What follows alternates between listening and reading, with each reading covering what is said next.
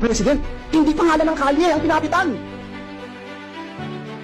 Kaluluwa ng bayan natin ang pinapalitan. Na for almost 40 years, hindi ginagalaw. Na for almost 40 years, hindi basta-basta pinakikialaman. Bakit? Kaluluwa ng bayan to. Now you see, with your own eyes, on television, now you hear the complaints of the people. And I will use and borrow the words of Senator Bato de la Rosa, yung mga nagdarako, yung mga naghihikahos, mga nangangailangan ng tulong, nangangailangan ng ayuda ng gobyerno, umaasa sa tulong ng gobyerno, pagsasamantalahan natin, para lamang ma-extend ang termino natin, para lamang ma-abolish ang Senado. Mr. President, kung gusto ng taong bayang i-abolish ang Senado, I don't mind. If it is the will of the people, I don't mind. Pero Mr. President,